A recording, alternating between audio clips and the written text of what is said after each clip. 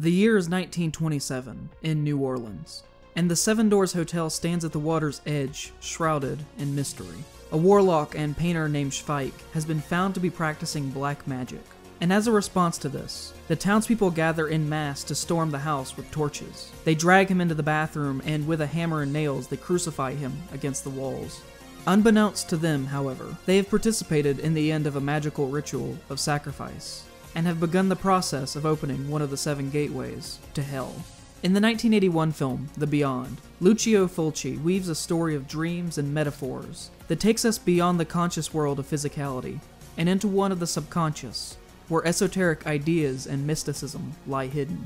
The plot revolves around the home that Schweik was murdered in at the beginning of the film, being inherited by a young woman named Liza in the early 1980s, who decides to again turn the house into a small hotel, when bad things mysteriously start to happen to those around her as a result.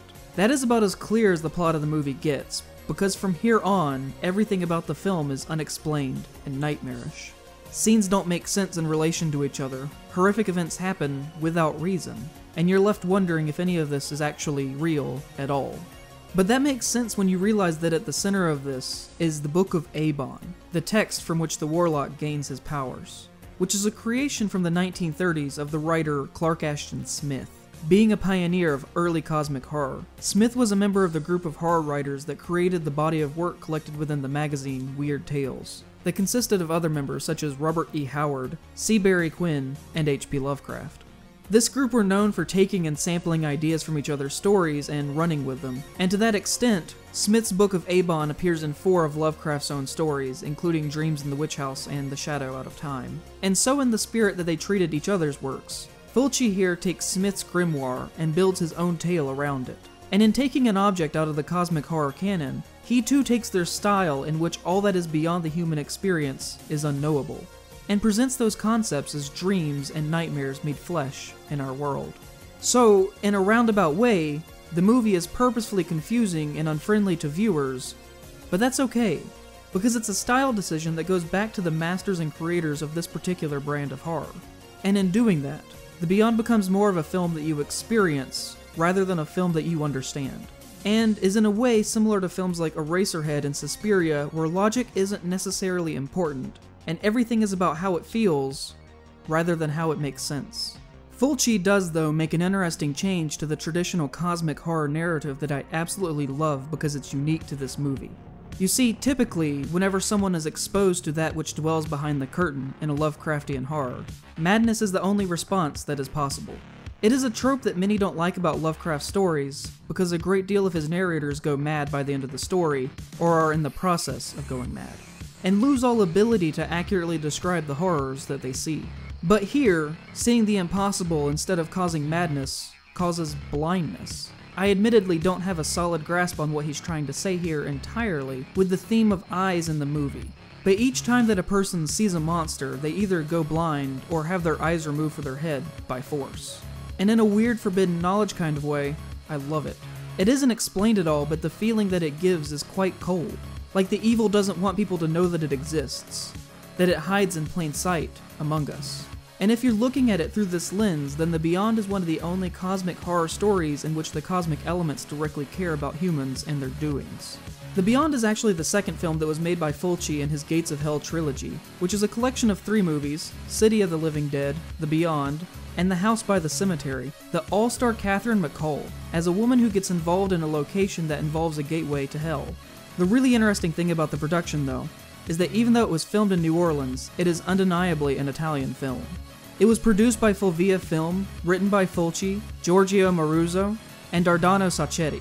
The cast, besides the main 2 leads of the film, are Italian, the crew of the film was largely Italian, and I just find it really interesting that they came to America to film the movie.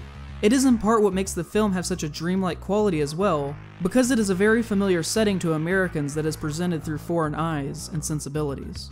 It feels like an Italian Euro horror, but having it in New Orleans gives it a strange twist further into surrealism. Jazz bands play in cafes, but people sitting 5 feet away are able to have conversations with no problems hearing each other at all.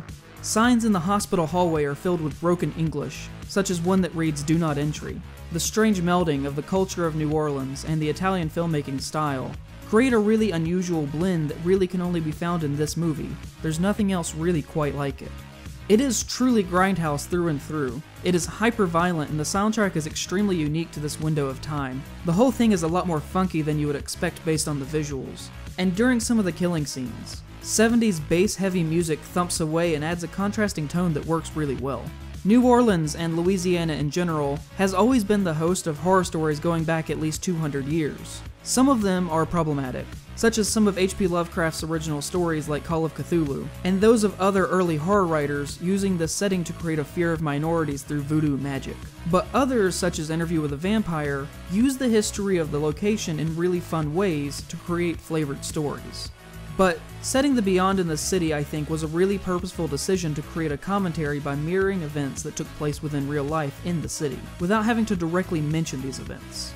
The sharing of a setting helps build meaning, because in my opinion, the opening of the film mirrors almost exactly the strange events that surrounded Madame Marie Delphine LaLaurie in real life. Having been a prominent figure in the city for years, public suspicion became cast on her when sometime between 1831 and 1834, a 12-year-old slave named Leah fell from her roof of her 3-story mansion on Royal Street to her death.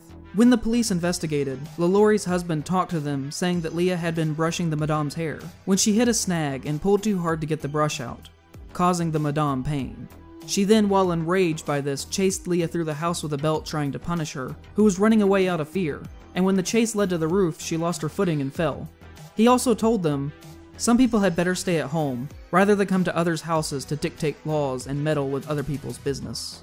The police, while there, noticed strange things about the house though. Compared to the average New Orleans slave, the slaves of the LaLaurie estate seemed, in their own words, haggard, wretched, and in poor health.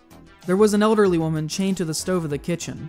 What they witnessed they deemed as inhumane, and the city of New Orleans confiscated 9 of their slaves for their cruelty. But because the laws were very loose when it comes to the rights of slaves in the South, a cousin of the LaLauries bought the slaves back from the city and gifted them back to the family, and they were back again working at the Royal Street residence within weeks. On April 10th, 1834, a fire broke out in the mansion, and when the police tried to get into the slave quarters to save them from the flames, the Madame LaLaurie refused to give them the keys.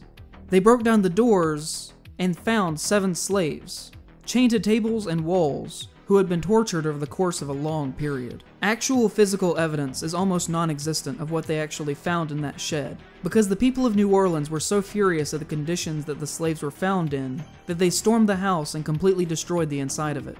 And in the chaos of actual real events that transpired inside the home prior to the fire, were lost to legend. Some say that one of the male slaves had a hole in his head with a wooden spoon in it, that the Madame used to stir his brains. Others account that there was a woman whose bones had been broken and reset to where she now had to walk like a crab. People claimed devil worship and occult dealings went inside the upper levels of the house, while others believed that LaLaurie skinned the people alive for medical curiosities and research. The woman who was chained to the stove said that she was the one who started the fire in a way to commit suicide, because she knew that she had lost favor with the Madame and was to be brought up to the 3rd floor. And according to her, slaves who were brought up to the 3rd floor were never seen again. So much of the story, though, has changed decade by decade via hearsay and legend that it is hard to tell what is actually true and what is not. It isn't very clear what happened to the Madame after the events, and it is speculated that she may have fled during the chaos to Paris, where she lived the rest of her life. All that we know for true is that something so horrific was found in her shed that it caused her neighbors to gather in an angry mob to destroy her house out of disgust of her crimes, and that skeletons were later found buried in the yard and under the floors of her home. And I say all of this to make the point that the Beyond isn't only inspired by the incident itself. It doesn't only take the moment of the people storming the house and an act of frontier justice over their outrage of pure evil being conducted within their town. That is only the first thing that comes. It is more interested in what happens then, the stigma of cursed land. The LaLaurie mansion still stands there today. I saw it myself recently, and when people walk by they still talk about it, even still after 185 years have gone by. It has been a high school, apartments, a music hall, a bar, a furniture store, and has remained empty for periods as well. Actor Nicolas Cage owned it for a time, before it was seized by the bank during his financial troubles, and it most recently is a stop on a haunted tour where you can go inside and look around. But that won't last either, because nothing is able to make it there, and that is what the Beyond is really about. It is less interested in the evil that was perpetrated. We don't even learn what Schweik was doing in the house that was so bad in the film to make them crucify him against the wall. But instead, it is more interested in the lasting impacts that evil has. The idea that something so awful and foul can happen that it taints a spot forever. And in this case, becomes a literal opening into hell itself. And in that way, it also takes cues from Lovecraft's own writing. In stories like The Color Out of Space, where locals in a village won't go near the spot that they call the Blasted Heath, over something unspeakable that happened there in 1882. And I think, in part, that is why the movie is made in such a dreamy style. Because in order for this to work, it has to be steeped in metaphor and implications. Like the LaLaurie mansion in real life, Liza Merrill would have been much better if she had left the property alone to sit and rot away with time and be forgotten. She only brings forth the denizens of hell when she disturbs their ground by trying to reopen the hotel. Only when she brings back bad memories do the gates reopen. And I think that's the message of the film, in part, is the reverence of hallowed ground, or cursed ground. That once an act of monumental human suffering takes place, that land will always serve as a monument to those people who had to endure what went on there, whether we want it to or not. And even if we as a society try to force progress onto a cursed building, and try to make it move along from the act of evil that occurred within, just like the LaLaurie house or Lovecraft's Blasted Heath, people will still talk about it to each other as they go by on the street. And in a way, there is no such thing as moving on from something like that. It will always be there, soaked into the grain of the wood.